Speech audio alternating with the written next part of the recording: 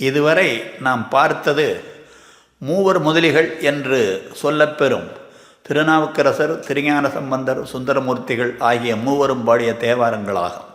இனி காணப்போவது மணிவாசகப் பெருமான் அருளிய திருவாசகமாகும். அளவு என்று பார்த்தால் மாணிக்கவாசகருடைய திருவாசகம் மொத்தமே 659 பாடல்கள் தான். என்றாலும் உலகத்தில் உள்ள பக்தி நூல்கள் அனைத்தையும் வைத்து பார்த்தால் திருவாசகத்திற்கு இணையான ஒரு நூலை எங்குமே காண முடியாது என்பதை மேலை நாட்டுக்காரராகிய டாக்டர் போப் முதலானவர்கள் கூறியிருக்கிறார்கள். திருவாசகத்திற்குள்ள தனிச்சிறப்பு என்ன என்று சிவபிரகாசம் சொல்ல வருகிறார். திருவாசகம் இங்கு ஒருகால் ஓதின் கருங்கல் மனமும் கரைந்து உக கண்கள் தொடுமணற்கேணியின் சுரந்த நீர் பாயும் என்று சொல்லுகிறார். நம்முடைய காலத்திலே வாழ்ந்தவராகிய வள்ளற்பெருமான் சொல்லுவார், வான்கலந்த மாணிக்க வாசக நின் வாசகத்தை நான் கலந்து பாடுங்கால் நற்கருப்பம் சாற்றினிலே தேன் கலந்து பால் கலந்து செழுங்கனித்தீம் சுவை கலந்து என் ஊன் கலந்து உயிர் கலந்து ஒட்டாமல் இனிப்பதுவே என்று சொல்வார். அப்படிப்பட்ட எல்லையில்லாத உருக்கத்தை தரக்கூடிய பாடல்கள் தான் திருவாசகம் என்று அழைக்கப்பெறும். திருவாசகத்தில் உள்ள தனிச்சிறப்பு என்னவென்றால், மாணிக்க வாசக பெருமான் பெற்ற இறை அனுபவத்தை, இறைவனிடத்திலே அவர் பெற்ற பேரின்பத்தை அப்படியே சாராக ஒவ்வொரு பாட்டிலும் பிழிந்து கொடுக்கின்றார். அந்த உணர்ச்சி நிறைந்த பாடல்களை படிக்கும்போது நம்மையும் அறியாமல் அந்த உணர்ச்சி நம்முள்ளே புகுந்து நம்முடைய மனத்தையும் உருக்கி விடுகிறது. இனி இந்த காலத்தில் வாழ்கின்றவர்களுக்கு திருவாசகம் மிக மிக தேவைப்படுகின்றது. போட்டி சமுதாயம் நிறைந்த உலகத்தில் வாழ்கின்றோம். தெரிந்தோ தெரியாமலோ எத்தனையோ குற்றங்களை செய்து கொண்டுதான் இருக்கிறோம். பல சமயங்களில் நாம் செய்வது குற்றம் என்று நமக்கே தெரிவதில்லை. பல சமயங்களில் தெரிகின்றது, ஆனால் மாற்றிக்கொள்ள முடியவில்லை. இந்த மாதிரி நேரங்களில் நம்மை அறியாமல் ஒரு மனத்தளர்ச்சி ஏற்பட்டு விடுகிறது.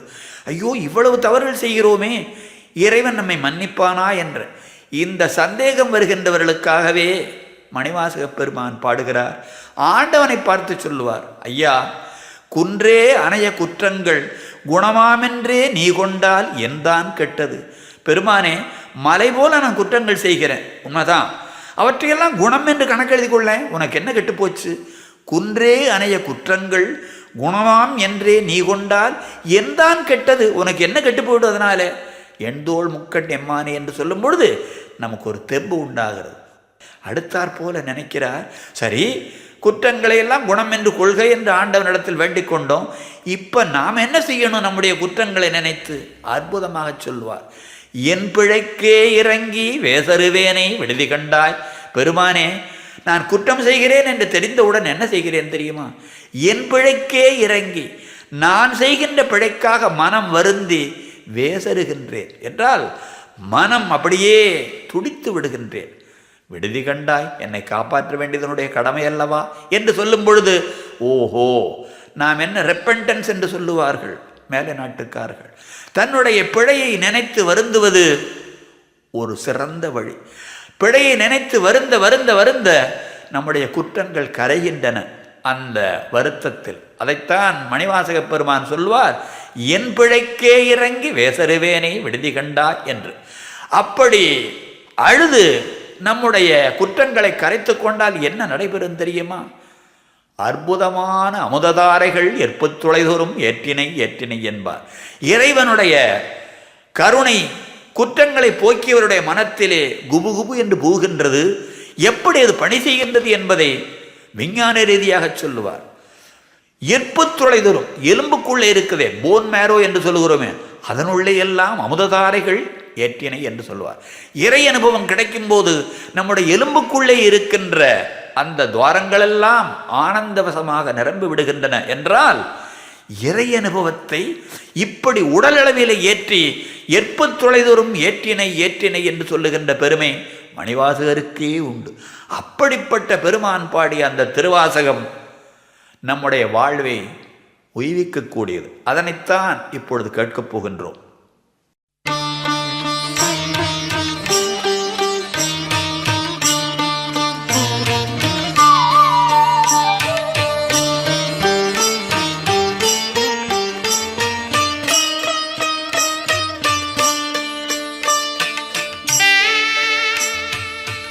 பூவல்லி கொய்யாமோ என்ற இந்த அற்புதமான பகுதி இறைவனுடைய வழிபாட்டிற்கு பூப்பறிக்கின்ற செயலை குறிப்பதாகும். அதில் மிக நுணுக்கமான பல அற்புதமான கருத்துக்களை பேசுகிறார்.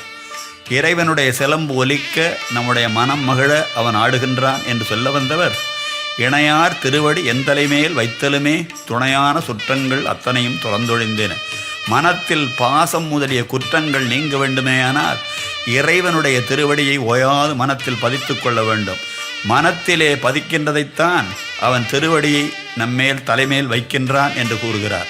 அந்த நிகழ்ச்சி நடந்தவுடனேயே மனிதன் விடுதலை அடைகின்றான், பெரு மகிழ்ச்சி அடைகின்றான் என்று அற்புதமாக திருவாசகத்தில் மணிவாசகப் பெருமான் பாடி அருள்கிறார். தேனாடு கொன்றை சடை கணிந்த சிவபெருமான் ஊனாடி நாடி வந்து உள் புகுந்தான் உலகர் முன்னே. தேனாடு கொன்றை சடை கணிந்த சிவபெருமான் நாடி நாடி வந்து உள் புகுந்தான் உலகர் முன்னே. நான் ஆடி ஆடி நின்று ஓலமிட நடம் பயிலும் வானாடர் கோவுக்கே பூவல்லி கொய்யாமோ. நான் ஆடி ஆடி நின்று ஓலமிட நடம் பயிலும் வானாடர் கோவுக்கே பூவல்லி கொய்யாமோ.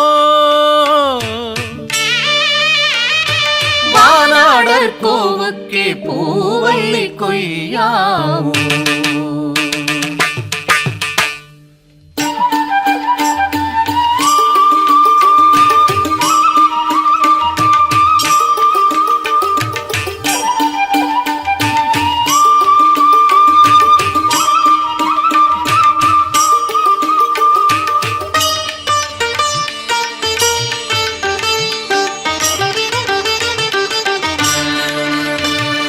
வணங்கத்தலை வைத்து வார்கழல்வாய் வாழ்த்த வைத்து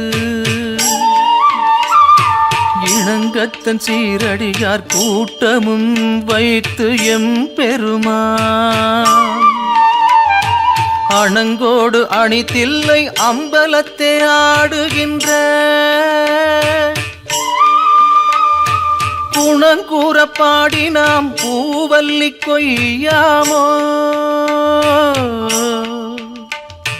குணங்கூற பாடி நாம் பூவல்லி கொய்யாமோ.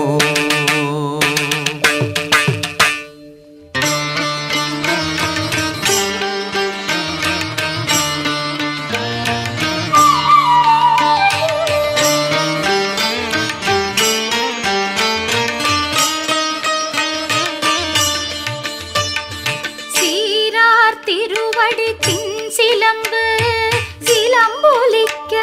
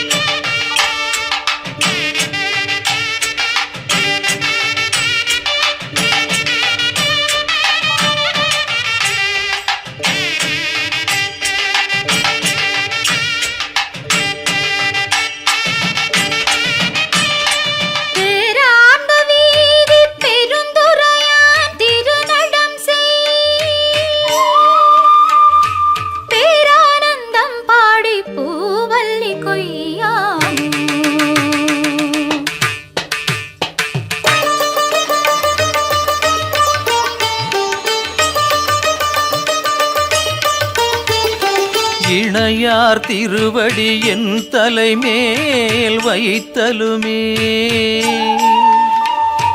துணையான சுற்றங்கள் அத்தனையும் துறந்தொழிந்தேன் அணையார் புனற்றில்லை அம்பலத்தை ஆடுகின்ற புனையாளன் சீர்பாடி பூவல்லி கொய்யாமோ